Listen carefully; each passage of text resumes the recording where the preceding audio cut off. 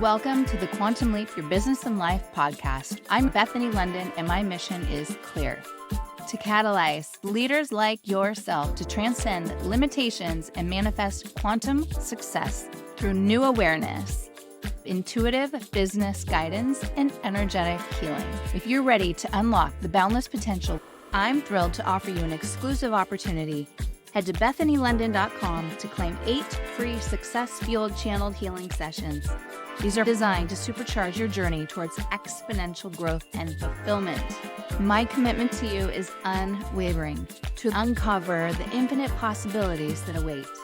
Thank you for joining. Let's dive deep, soar high, and quantum leap into a realm of infinite success and joy.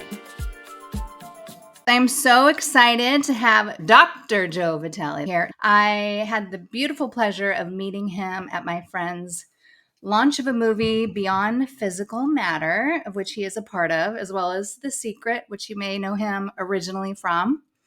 I personally have loved his content, his books. He's written over 80 books, and my favorite was Zero Limits. But the first one I read was The Attractor Factor. And it's funny because I'm like, let me go back to my notes and see if I have anything on it. And I have like a whole plethora of notes from that book. It was so good. So really excited to have you here. First off, this is all about quantum leaping in business and life. And you've obviously had a quantum leap in business. I didn't know this whole homeless story, that you were homeless. That was new to me when I was doing some research. But I also saw that you had started studying like the metaphysics and all that when you were young. So I'd love to hear more about that. When were you homeless, and like, how does that all line up? Well, I was homeless in the late 1970s. Okay. And I was chasing my dream. I wanted to be an author. And along the way, I found some roadblocks, many of them internal, with self-esteem and beliefs about success and all of that. And before you know it, I was in Dallas, Texas, and didn't have a home, didn't have a car, didn't have a job, didn't have money. I was pretty much living in the Dallas Public Library, which was kind of cool on one level because it was books, and I'm a book addict. And it was air conditioned, and they had water, and they had a bathroom. But it really sucked on all the other levels because there was no food, no money, no home, no transportation, no job. Showers. Yeah, all of that kind of stuff. You kind of towel off, so to speak, in the bathroom. But the metaphysics and all of that started very young because I was interested in self-help, metaphysics, philosophy when I was probably 13, 14, 15 years old. I didn't know it at the time, but I was profoundly unhappy, and I was looking for the door, the window, some sort of escape, so I can find some hint of a gleam of bliss, happiness, whatever the word might be. And because I so loved books, and the public library was pretty famous where I was at, I would walk there and read those books. And reading self-help and the popular psychology is very close to the metaphysical side of the library. And so I would start to deep dive into that. I got into hypnosis when I was a kid. I was hypnotizing a neighbor friend of mine when we were 16 years old, exploring these other dimensions because I was trying to find out what's real, what works, and what's happy. And I decided to be an author then, but there was no such thing as an overnight success in my life. That took decades, including a stint in homelessness and 10 years in poverty. 10 years in poverty to break through. Well, what brought you to your curiosity about the metaphysics, like even at 13? I sensed that there was more. I sensed that the reality I was experiencing, and believe me, I didn't have deep thoughts about this. It was just that I was unhappy and I was being abused and I was looking for another way out. And so by looking through books, it would take me to the door of another dimension, like for a quantum leap, though I didn't have that phrase quantum leap back then either. And metaphysics had this esoteric, secret promise that there was something else, if I could only find it. And it seemed like things like hypnosis gave me tools that unlocked parts of my mind that could take me to those places. So I was profoundly fascinated. I wasn't making much sense of it. I mean, we didn't have the internet, we didn't have coaching, we didn't have masterminds, we didn't have all of that. Plus, I was a kid doing this on my own for the most part. But I think curiosity is what's got me here. I mean, I'm always curious and I'm always passionate about something, and then I pursue it, not knowing where it's going to go. And here I am in my 70s. I've written, you said 80 books. They tell me I've written You don't 90, even know. and I have another one coming out. I didn't even know it. I'm just You're just doing doing my your thing. thing. I love it. I'm just doing my Well, thing. okay, so 10 years in the poverty cycle. Was there like a turning point? Yeah. Like, I know they say like the soul, night of the Yeah. soul. I'm like, oh, I think that's the dark night of the ego or something. But Yeah. Well, I tell people the dark night of the soul lasted about 10 years. It was not okay. a night. It was 10 years of off and on nights. And those rough times. And again, you got to remember, I didn't have the tools and resources or podcasts. We didn't Yeah. even know what that was back then. So the people today are far luckier because they have resources, they have information, they have tools that can get them through these blocks faster. But I was doing it on my own, and part of me wanted to do it on my own. Part of me was thinking like the Lone Mhm. Ranger. I had seen too many John Wayne movies growing up, and I thought, you got to be a man. You got to do this by yourself. You don't need anybody else's help, which is the formula for Yeah. failure. Yes. I'll tell you right now, that is not the easy way to get through life. And so I experienced all those dark nights. There was not a single moment that I can tell you there was a breakthrough, but there was a series of moments. And those series almost always went around beliefs. One of the big beliefs I had back then is that I really thought I had to struggle in order to be a success. And when I say struggle, I don't mean just kind of be uncomfortable and fight with your muse and have days with writer's block.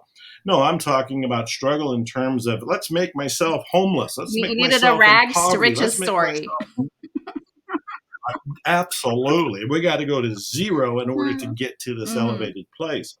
And I remember reading all these books, again, metaphysics and self help, and that kept pointing to beliefs. And I thought, what would I be believing to put me into homelessness and in poverty?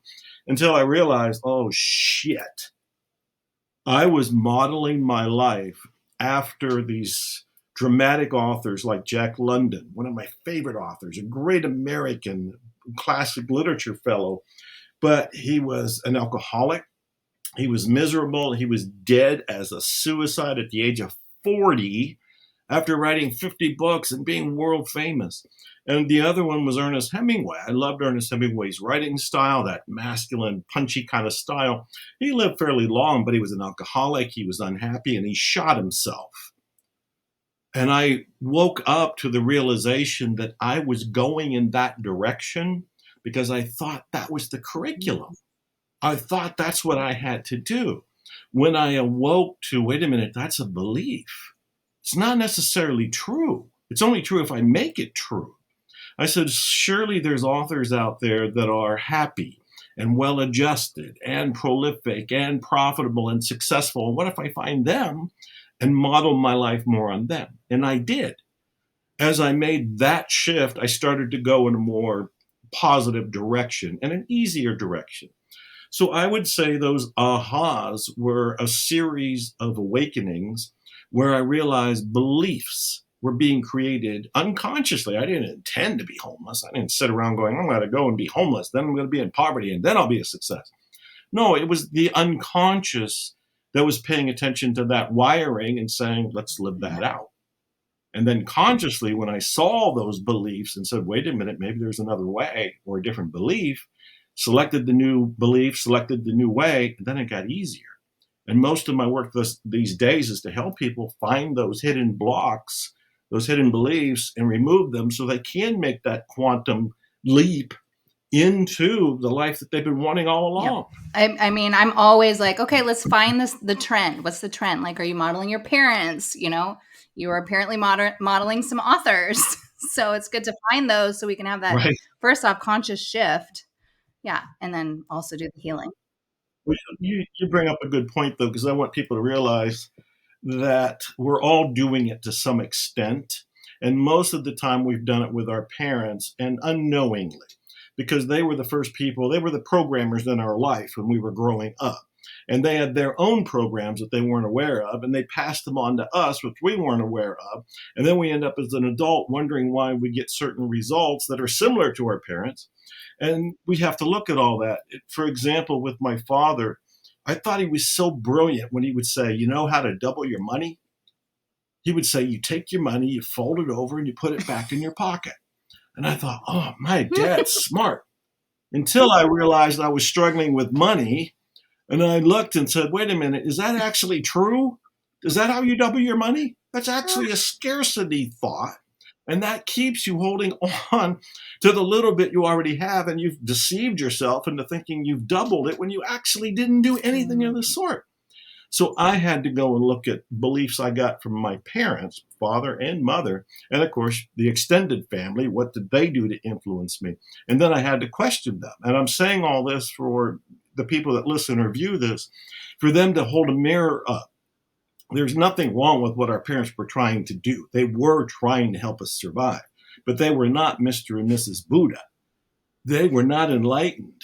They had their own hangups and their own blocks, most of which they probably didn't have a clue about.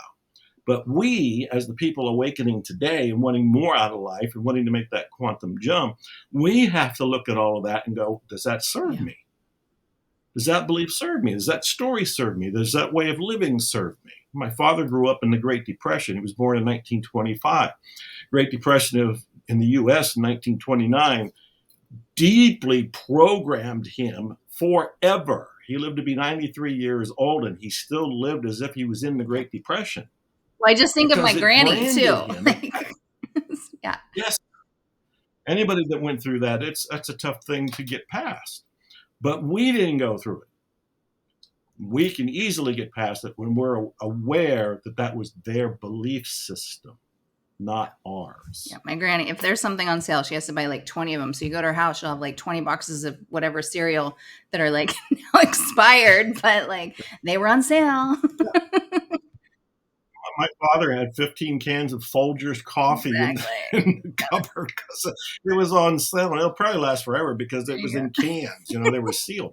But at the same time, what kind of mentality is that from the larger issue? It is pure scarcity. Pure scarcity. And we live in an abundant universe. You don't really know it until you open your eyes to see it, but it's there. Have you watched those? I watched the first. Actually, I'm like, why is this even in my mind right now? Because I saw that you outperformed one of her books or something, the author's book. Oh, yes.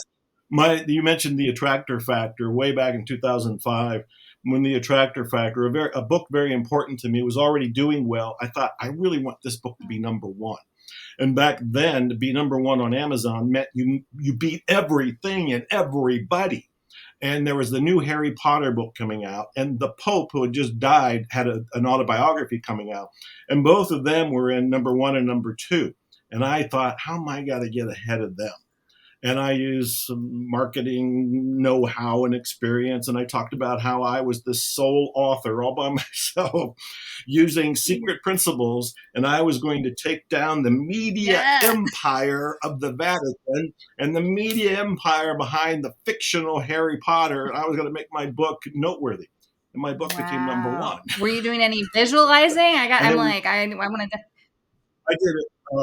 I pulled all the stops out. I did everything you can think of. And that was the book that got me into the movie The Secret. The Attractor Factor did so well that this woman in Australia, who I did not know, Rhonda Byrne, obviously, she read the book and she called me up. And back then I was answering my phone. So I answered the phone and she said, I read your book, The Attractor Factor. I'm making a movie about the law of attraction. I'd really like you to be in it. And I didn't know her. I didn't actually believe her. And I just said, hey, if you get it together, call me sometime. And I thought I'd never hear from her again. But it was that book that got me into the movie The Secret. And of course, being in the movie The Secret, people still talk about it today. It's still good. Yes. Scripting, visualizing, nebulizing, affirming. I did the psychological, the metaphysical, and the marketing. I did everything. So to tie in the whole Harry Potter, why it was coming through, besides that, is because when I'm Yeah. watching these movies, which are very uncomfortable, I'm like, oh, there's the government, there's the parents, that like I'm just constantly healing all of it because it's all a reflection to us somehow. And so Right. that's what Right. yeah, And that's an important thing to look at. I don't obviously know your audience, but you had mentioned Zero yes, Limits earlier. And Zero Limits is one of my books where I brought the Hawaiian concept of healing called Ho'oponopono. I brought it to the world through that book. And in fact, the new book coming out is called Zero Limits Living, which is a exciting. continuation of all of it. But in Ho'oponopono, they really do look at everything on the outside is an exact mirror of what's on the inside. And most of us don't know that because we think the outside is real, and it certainly looks real. Einstein said it's a very persistent illusion, but it's an illusion. And in Ho'oponopono, they talk about if you do see things like you're watching TV or you're watching a movie and something triggers you, you got to remember the trigger isn't in the movie, the trigger isn't in the outside, the trigger is in you. And so we use Ho'oponopono or any techniques that somebody might have to go inside to deprogram, to unwire, to snip the wires, whatever you want to call it, to make the change so it doesn't trigger you, understanding that as you make peace in you, it actually gets changed in the outside too. Yeah, That's the miracle. That is what is so wild about all this. It's very metaphysical, quantum, I love it. woo woo, and All my this, juice. that, and the other. But Well, it's real yeah, for I'm me. like super not into watching the news because I get triggered, right? And then I have other healers that are like, no, no, no, no, no. It's really good to watch the news because you just heal everything. Just like you were saying, you heal it on the Yeah. inside, and then hopefully we aren't giving into the media and the fears and everything that they want us to be powered by. And yeah, it's just an elevated planet. Well, I've been like you. I've told people, look, you can be a lot happier if you just do one thing: Yeah. turn off the news.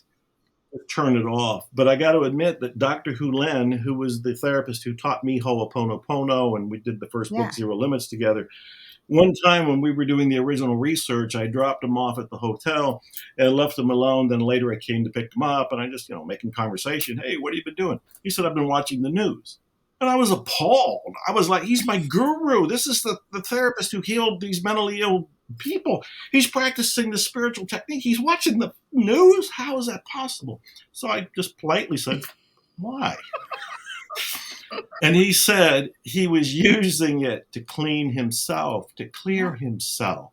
Much like your friends had said, they're watching it and it's bothering them. But the bother is a good thing because it's showing them where they need to make peace inside themselves, understanding that as they do, it slowly starts to, neutralize what's going on the outside.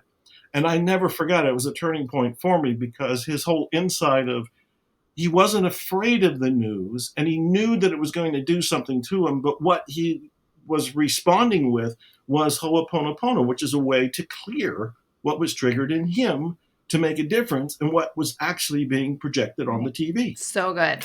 And talking about zero limits, I told you I literally tell every single one. I work with a lot of business owners. I do corporate healing, so I tune into the soul of the businesses.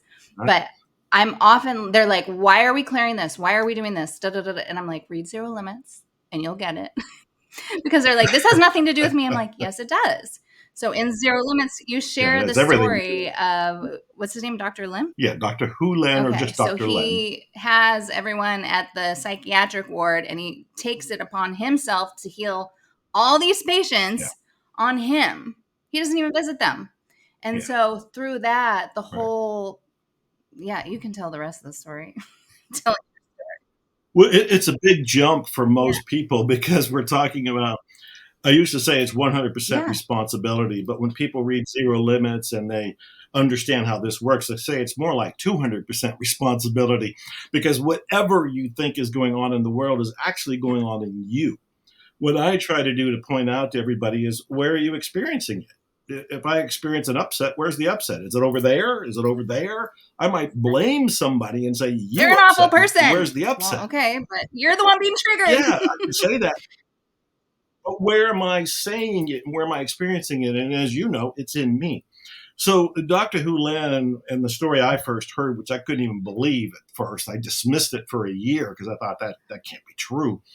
was about a therapist who helped heal an entire ward of mentally ill criminals, not even working with them directly, but working on himself as he reviewed their records. I I thought, didn't this doesn't remember the make any criminals. sense. Yeah, so good. Oh, yeah, mentally ill criminals. In fact, they were so dangerous. They were shackled or sedated on a daily basis. And the nurses, the social workers, and the doctors were quitting. And that's one reason they were looking for anybody. They needed to have a licensed therapist there for their funding. It's a state hospital in Hawaii. And Dr. Hulen is the guy who says, I'll do it, but I'm going to do my own version of therapy. And so they're desperate. And they say, well, whoever the hell you are, come on in here. And what he does is he's looking at their charts, and as he's looking at them, I mean, they're violent criminals. They're killings, there's rapes, there's violence of one sort or another. So he's responding. He's upset, he's embarrassed, he's enraged himself, and he uses this strange Hawaiian spiritual mystical cleansing technique that ultimately is called Ho'oponopono. But he's not using it on them. He's using it on the trigger that those files caused in him. And as he dilutes those problems in him and his responses in him, and he gets more to a place of peace, what's reflected is the patient started to get better. They didn't have to be shackled. They didn't have to be sedated. Nurses actually commented on, I don't know what you're doing, but keep doing it because it seems like this is becoming a happier place. And over 4 years, virtually everybody was released. They were reassessed, considered to be okay to go back in society, and did. And so I found the therapist, who was Dr. Hulen. I trained with him. We did 3 workshops together over years, and we wrote the first book together, Zero Limits. I've since written At Zero, The Fifth Phrase, and the new one coming out is Zero Limits Living. And since your audience is probably going to be curious, let me give you the nutshell. I mean, I know you know this, but the basics of Ho'oponopono are 4 phrases that you say in yourself to your connection to divinity. That could be God. You call it whatever you want. I more or less say divinity. It seems like it's more neutral than a lot of words that might trigger people. But you're saying 4 phrases. I love you. I'm sorry. Please forgive me. Thank you. Those are the 4 phrases. So as you're feeling the upset, and I invite people right now, if they're upset about something or confused, they might be confused right now. That's all in you. Whatever's going on is in you. It's not out there anywhere. It's in you.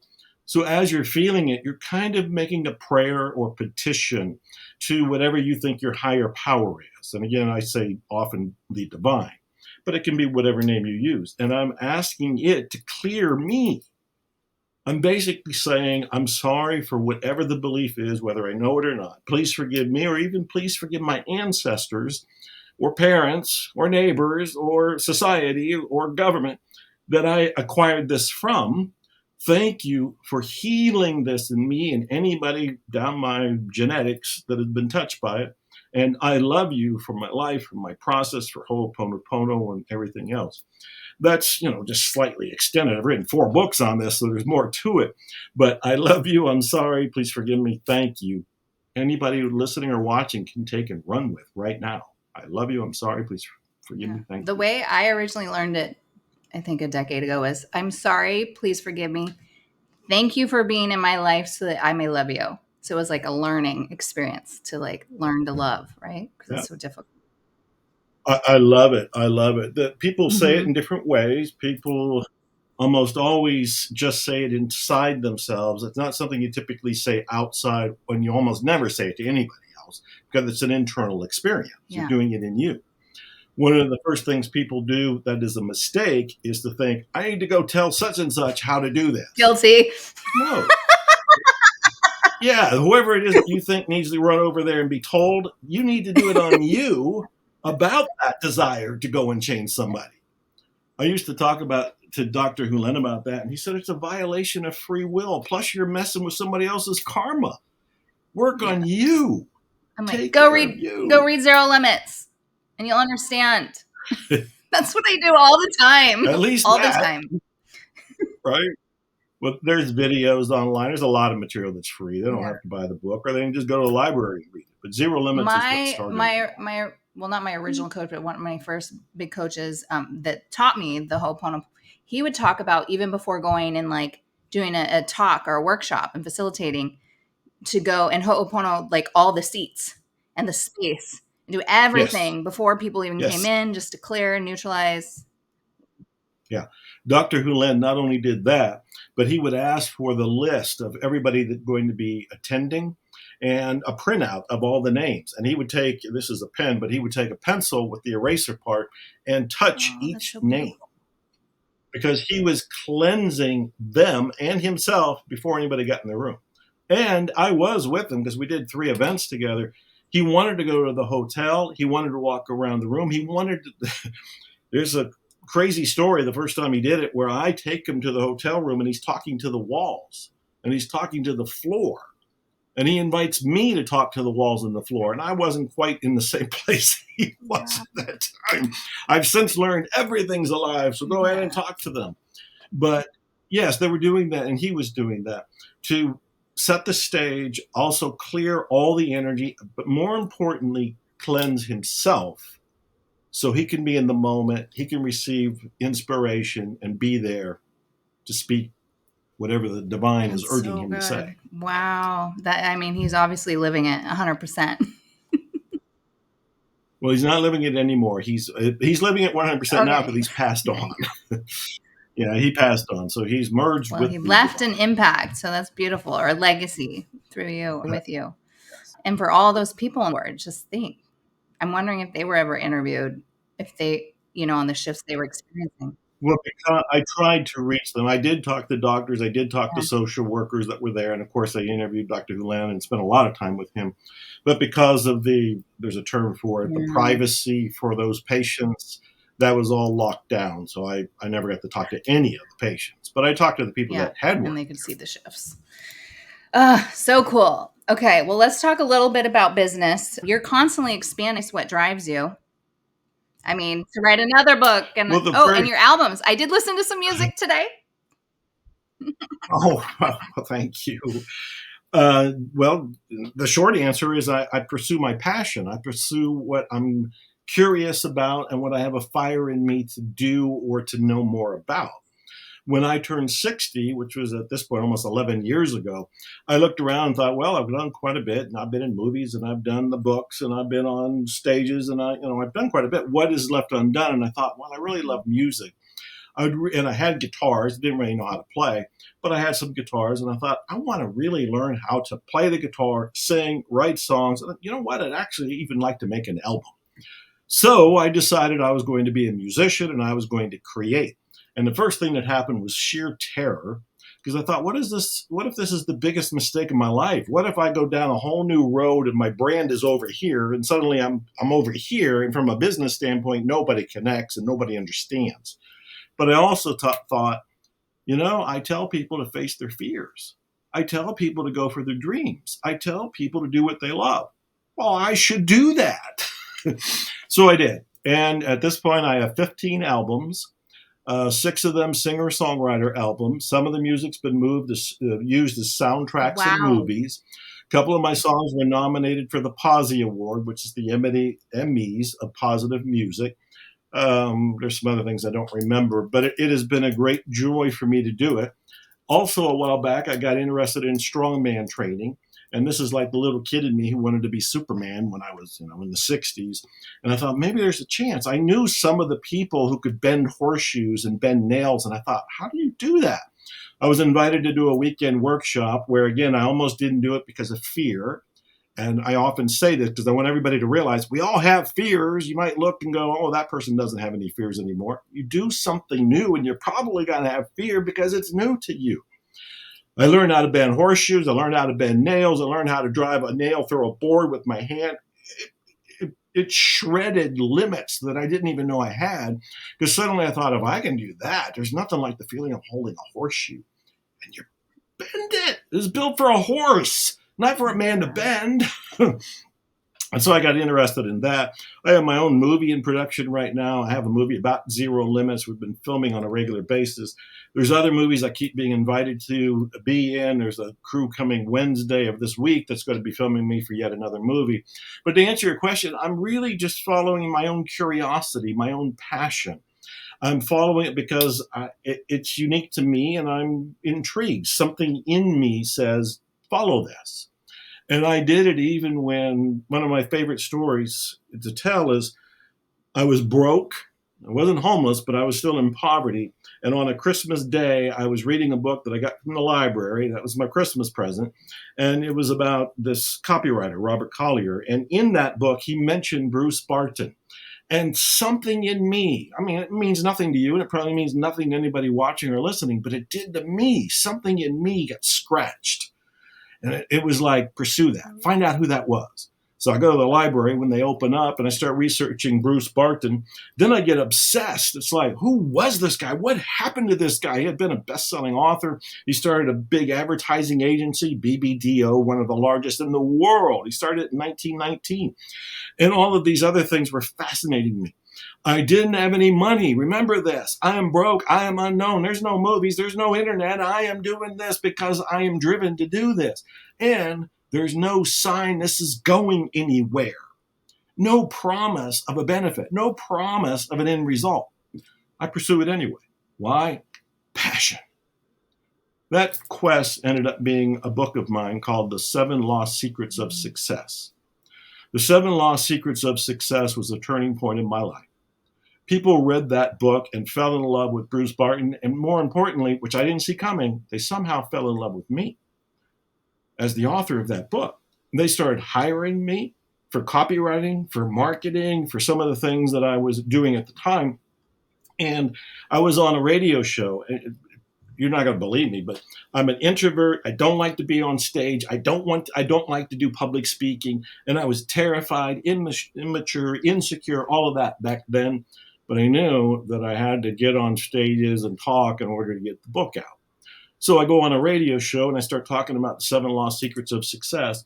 And there were a group of salespeople who just left a convention, leaving town, listening to the radio. They turned around to go back to a bookstore where I was doing a book signing, and they bought all the books.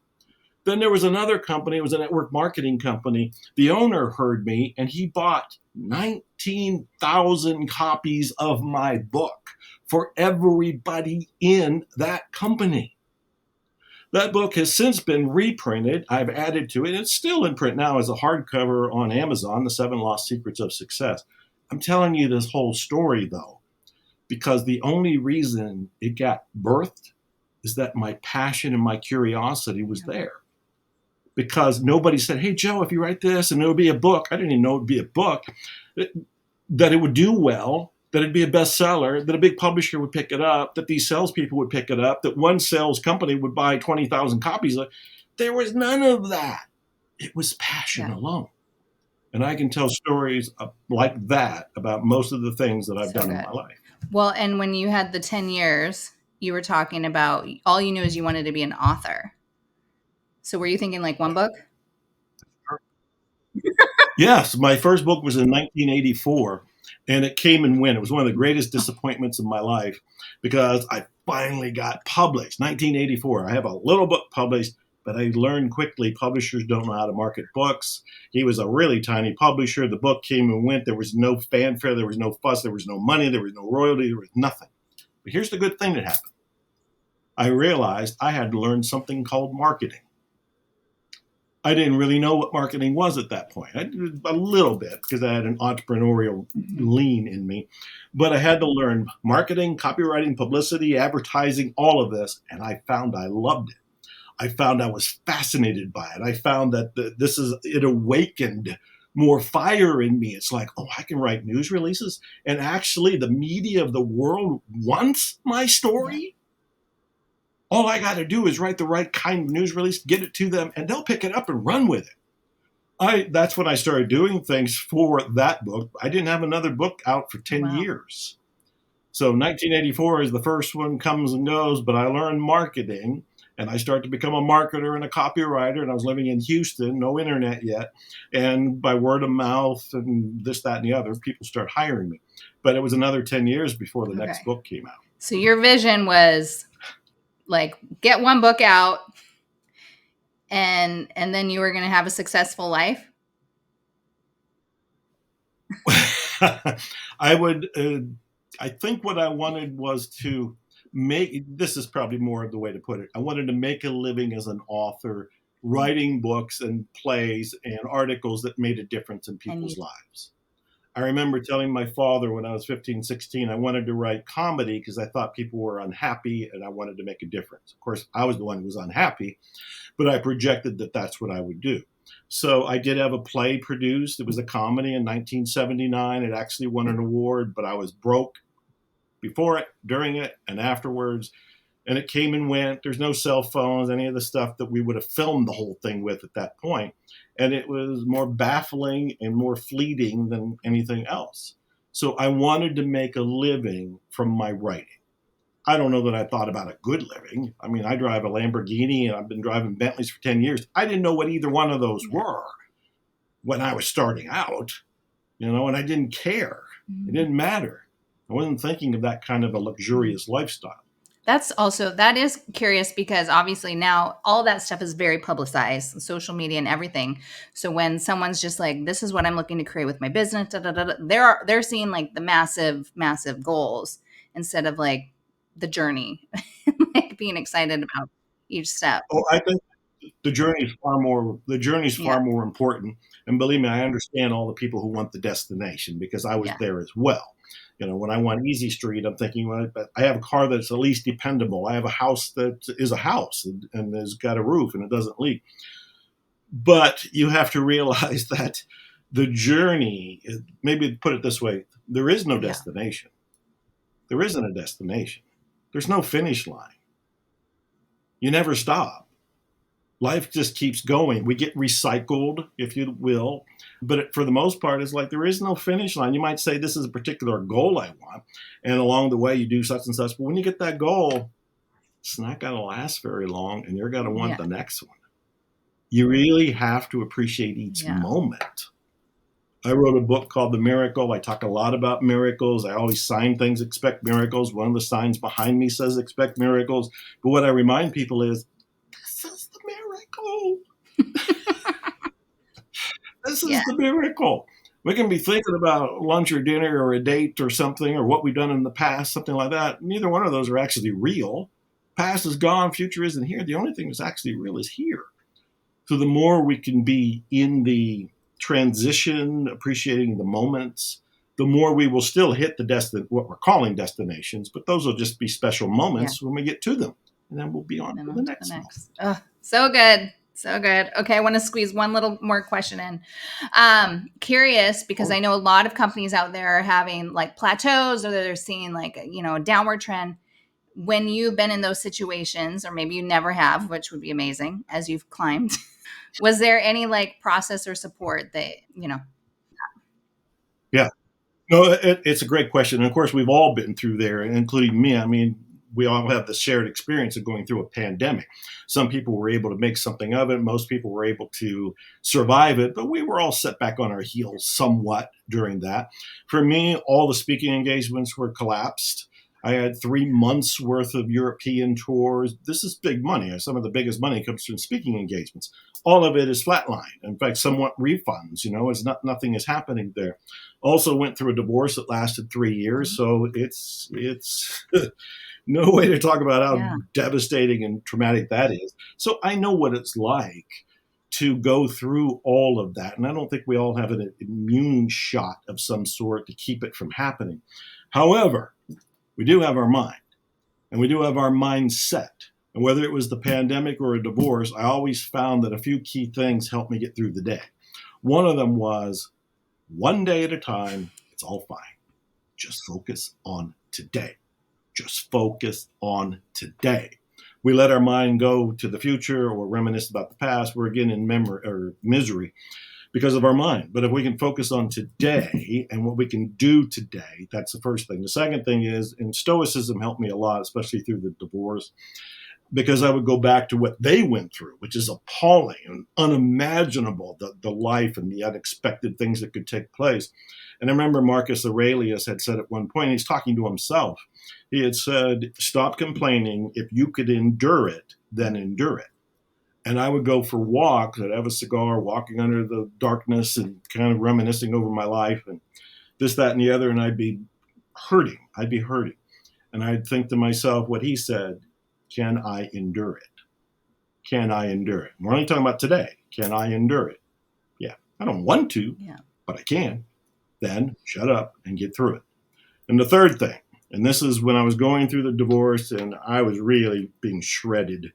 And I talked to one of the attorneys and I said, look, this is your life. You know, you do this for a living. And I don't know how to comprehend this. I don't know how to swim through this. And I don't know the justice system. I don't know the theater of the court system. I don't know any of this. I said, what is the best advice you ever heard on getting through a divorce? And what he said, he took a moment to think about it, but what he said was useful for any of us going through anything. He said, focus on the future. So you put all this together and I got to be today. I'm going to handle today. I got an eye towards the future. And I'm reminding myself that no matter what's going on, I may not like it, but I can probably endure it. I Beautiful. can endure. 3 more tips, 3 keys to quantum leaping. Well, you got to realize that the life we're living is basically from a limited mindset. I have a podcast of my own called Zero Limits Living. And what we do on that is weekly, I'm exploring, do we actually have any limits? And I will pinpointedly ask people, do we have limits? And universally, the answer is no, we don't, except the ones in our mind. And I always talk about Napoleon Hill, who had that great quote, if you can conceive it and believe it, you can achieve it. So it all goes back to the mind here. And I think really looking at that and realizing that whatever you're going through right now is probably coming out of a mindset that you're not quite aware of. So you can stop for a second and say, you know, if an alien came here and they would look at reality, they would see it completely differently. And they might say to you, you're doing things in this particular way. Have you ever talked about or thought about or contemplating doing it this way? And it opens you just enough to kind of step out of your reality to see the possibility of another reality. So I encourage people to kind of look at their own way of living as if you're in this nest of beliefs. And it's almost like you want to lift your head up and put another head on, which is one of the techniques I wrote about in my book, There's a Customer Born Every Minute. You put on the head of somebody else, put on the head of Einstein, put on the head of P.T. Barnum, who that book was about, put on the head of somebody that you admire, Branson or whoever comes to mind. How would they look at your life? And you can step out just a little bit from that reality. And I guess for a third thing, I would say there's a technique called what if up thinking. Mindy Odlin has been teaching it. She wrote a book called What If It All Goes Right? And it's a technique of being aware that most of us do what if down thinking. What if that doesn't work? What if this doesn't pan out? What if I don't make the money? What if my business fails? What if up is the opposite? What if it does work? And I like to do things like ask, what would be better? What would be bigger? What would be bolder? What would be more bodacious? All of that can move you out of limited thinking and that little box and get you to what we're calling a quantum. I love it. I haven't heard of what if up, but yeah, I use like the what would it take, imagine if, why not? Yeah. Just open-ended, positive questions. So good. Yes. Oh, okay. Such a juicy interview. Share where people, whatever you're offering, what are you super passionate about sharing right now? Besides your almost 100 books. Well, right. Well, I guess the new book, Zero Limits Living, it's available for pre-order on Amazon, Barnes & Noble, and wherever you get books. Zero Limits Living is probably what I would mention. I'm very active on Instagram, Facebook, social media. If you just follow me as Dr. Joe Vitale, Dr. Joe Vitale, Vitale. I post original content virtually every day, videos and inspirational stuff to keep us all going, including me. So I'm not hiding. There's 90 some books. They're on Amazon. I have my own movie in production. I think you can go to zerolimitsmovie.com and learn a little bit about it. My podcast is Zero Limits Living. I think it's at zerolimitslivingtv.com. Could be an entry point. That ought to keep you busy. Amazing. Well, I'm excited for this movie too. That will be so good. I'll share that with the world too. Well, thank you for today and spreading your wealth of nuggets with the world. Thank you for the honor of being here. Enjoyed the questions, enjoyed your energy, enjoyed the time. Thank you. Thank you for joining us on today's Quantum Leap podcast episode. If you found value in what you heard, don't forget to subscribe and leave a review on this platform. Your support fuels our mission to bring more enlightening conversations. Connect with me on social media at Bethany Londyn, Londyn, and explore bethanylondyn.com for online programs and opportunities, including our special offer of 8 free Success Fueled channeled healings. Feel free to share your favorite quotes from today's episode by tagging me and our guests for a reshare. I'm eagerly looking forward to our next encounter, and in the meantime, may you continue to experience all the juicy quantum leaps in your journey towards success and fulfillment.